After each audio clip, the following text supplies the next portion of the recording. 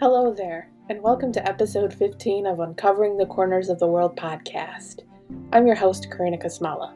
Each week, using research and in some cases using personal experiences where I actually traveled to these locations, I'll be explaining some of the hidden gems in the US and around the world.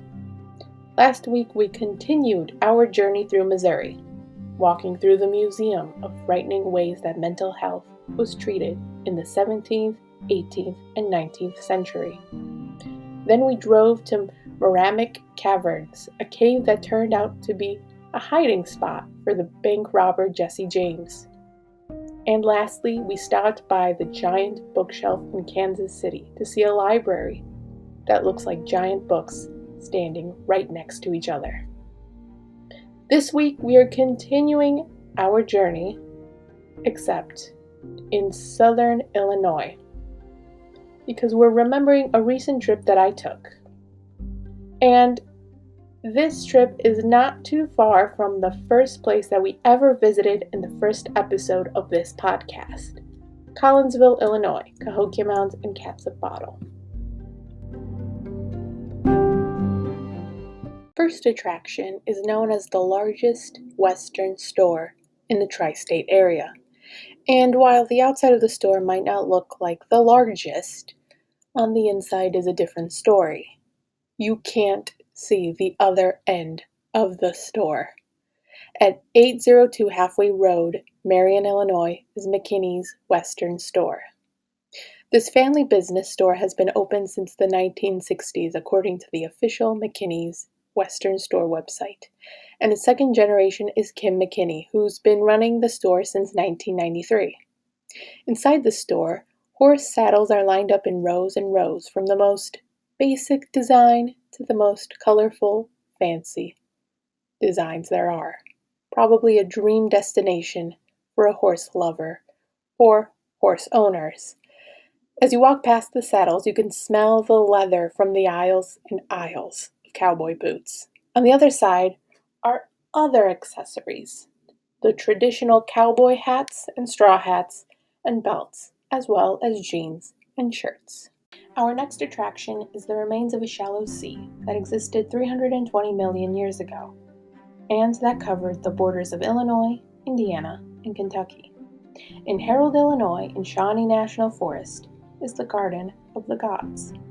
The 3,300 acres of stones balance on top of each other or are formed to look like mushrooms, with a crater-like stalk and a round cap on top, make up the Garden of the Gods. There is one trail to observe the natural formations, known as the Observation Trail, which is 1/4 of a mile and takes 30 minutes to cover. The entire trail system in the Garden of the Gods is 16.9 miles long, and along this trail system, you could even spot the Little Grand Canyon. These rock formations are more than 20,000 feet thick, about 4 miles deep, according to the official USDA, United States Department of Agriculture website. These stones were formed with sand and mud, and over time they were exposed to different weather conditions. Along the trail, there are specific named structures, like the Devil's Smokestack, which appears like a giant chimney that is 30 feet, 9 meters, from the wedged boulder to the top of the pillar. There are trail signs warning about high cliffs along the trail system. If you happen to remember in episode 4, Mackinac Island, Michigan, Relive the American Revolution, I mentioned the British and American fort, Fort Mackinac. At 2006, 1350 State Route 155, Prairie Du Rocher, Illinois, is a French fort named Fort de Chartres. It was originally built as 3 wooden forts, but today stands as one large stone fort. It was built in 1753 by the French, and it served as their governmental building, as mentioned by the Fort de Chartres Historic Site website. During 1763, the French gave up control of North America, including the land that is today known as Illinois. They gave it up to Great Britain when in 1765 the British became the new owners of the fort, until 1772. Around that time, the south wall was destroyed by the Mississippi River that passed through. Today, the fort we see is more of a restored version, where the gate was restored in the 1920s and the portion walls were restored in 1989, while in 1976 the historic site entered the National Register of Historic Places. Inside the fort walls is a guardhouse, restored in 1936 with a Catholic chapel designed in the style of a 1750s chapel, along with a priest's room, a gunner's room, an officer of the day room, as mentioned by the website, and a guard's room. Besides that, there's also a restored powder magazine with barrels and barrel racks, and a museum of the history of the French fort.